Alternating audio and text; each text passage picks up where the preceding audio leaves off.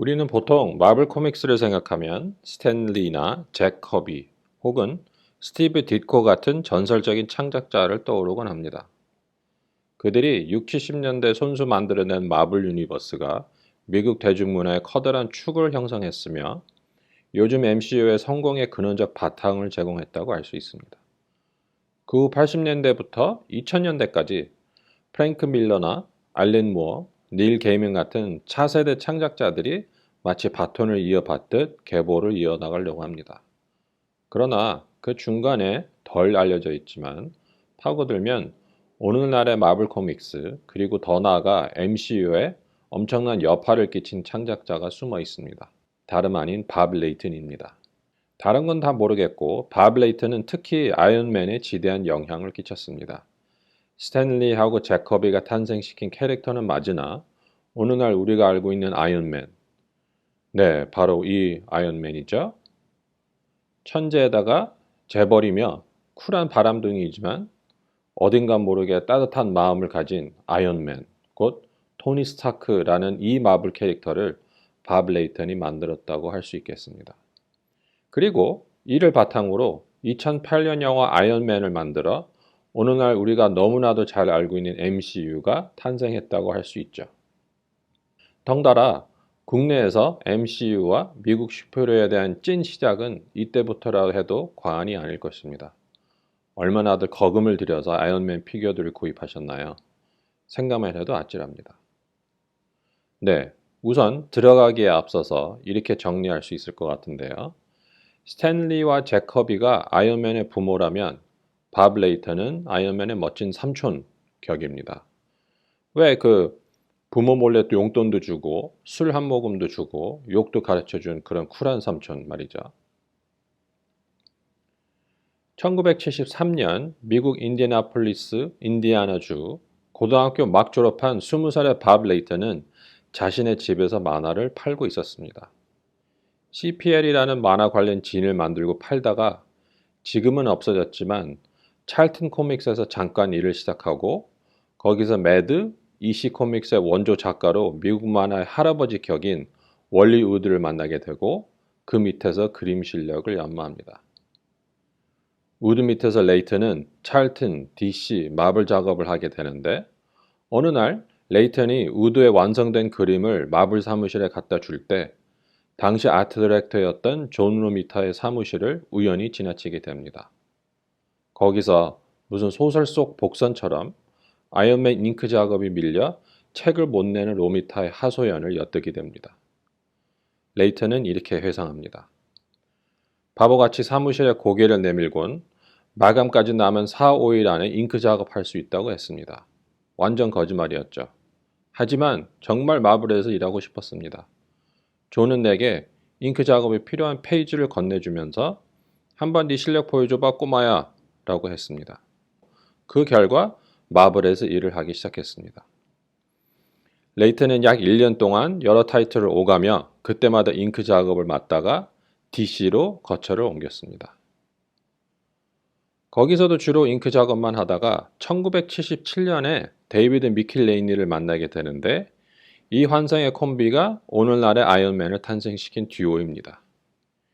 이 둘은 1978년에 마블로 넘어가 아이언맨 공동 스토리 작가를 맡게 되는데 116호부터 전혀 다른 모습의 아이언맨을 독자들이 보게 됩니다. 몇 년 전 지방 뉴스에 잠깐 소개된 밥 레이튼의 말을 들어보겠습니다. So you revamped not only the look because you did artwork for it, but you also were a co-writer, so you helped create the storyline. And what is it that you think you were able to do that really helped Iron Man take off? I changed the emphasis of the series to Tony Stark. To me, Tony was an attainable goal. That if you're going to have a fantasy as a kid, being the smartest, best-looking, richest guy in the room, it seemed a lot more attainable than being a guy who wears an iron suit and flies around with the Avengers, right? And so I changed the whole emphasis, created the corporate world that he lives in. Being a science buff, I started adding like real science to the armor. I started making it look like real metal, and it was just basically. I had thought about it my entire life. If I ever got my hands on this thing, I was gonna revamp it. So yeah, I turned it we wound up turning it into what you know today. And one of the really cool things, Anu and Alicia, is that Bob actually then got to be on set advising during the shooting of the film's Iron Man. You got to see your characters come to life. People breathe life into it. And if you'd like... 여기 중요한 포인트가 있습니다. 아이언맨을 독자가 공감할 수 있는 혹은 꿈꿀 수 있는 캐릭터로 만들고 싶었다는 것입니다. 단지 갑옷이 아니라 제일 똑똑하고 제일 잘생겼고 부자 캐릭터로 말입니다. 조명을 갑옷에서 그 안에 사람으로 집중했던 것이죠. 우선 조연 캐릭터를 데이비드 미클레이니와 함께 대거로 출연시키는데 그중 스파이이자 후에 토니 스타크의 썸이자 보디가드인 베타니 케이브 바빴죠. 토니의 절친이자 나중에 워머신 갑옷을 입게 되는 제임스 로디, 또 스타크와 경쟁 구도인 무기 생산업자 저스틴 해머, 여러 명의 조연 캐릭터를 탄생시킵니다. 또 밥 레이튼의 그림풍의 특징인 강철 느낌을 대폭 살렸으며 기계 그림을 더 그럴듯하게 보여줬고 비로소 아이언맨의 하이테크 느낌이 완성되었습니다. 그리고 밥과 데이브는 120호부터 아이언맨의 기념비적인 스토리라인을 시작하는데 당시 미국 만화에서 보기 어려웠던 사회 문제를 다룬 바로 토니 스타크의 알코올 중독입니다. Demon in a Bottle, 즉 병 속의 악마가 120호부터 128호까지 술로 점점 망가져가는 토니, 그리고 자신의 중독 문제를 깨닫고 그 후로부터 딛고 일어서는 인간 승리를 보여주는 그런 스토리를 만들었습니다. 지금 보시는 표지는 아이언맨 128호로 피폐해진 토니 스타크의 모습, 바로 앞에 놓인 아이언맨 헬멧, 그리고 바로 옆에 위스키병이 모든 것을 이야기하고 있습니다. 미국 만화 역사상 가장 유명한 스토리라인이자 표지로도 잘 알려져 있습니다.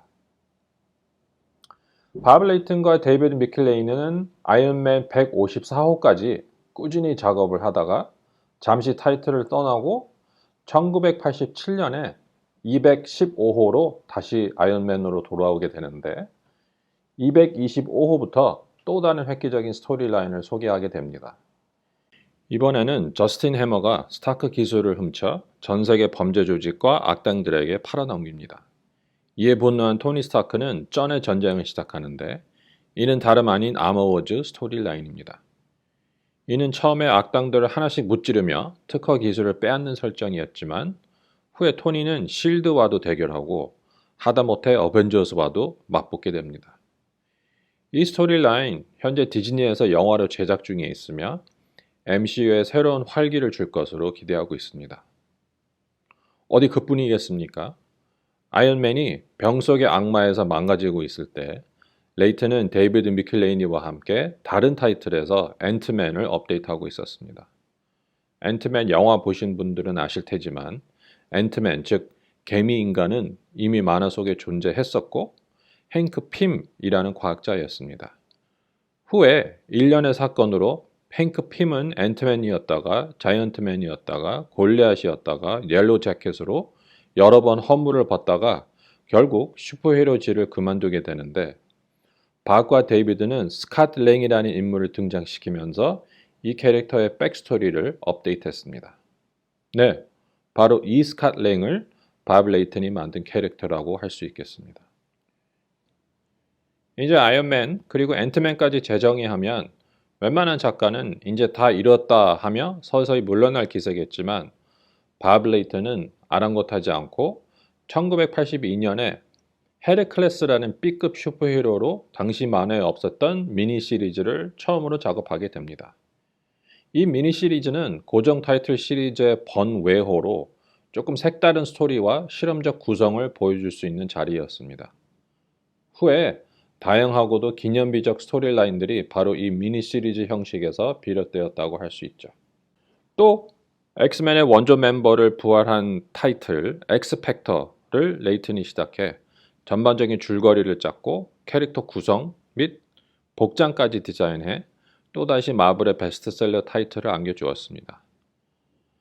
여기서 하나 더 아셔야 할 것은 밥 레이튼이 한참 마블에서 열심히 일하고 있을 때 당시 마블 코믹스의 편집장 짐 슈터의 휘하에 그렇게 하고 있었습니다. 짐 슈터는 언젠간 자세히 다뤄야 할 인물이지만 그는 마블 만화의 최전성기인 80년대의 총지휘자로 마블 타이틀을 철권으로 거머쥐었던 철저한 비즈니스맨이었고 그 이유 때문에 악명 높은 편집장이기도 했습니다.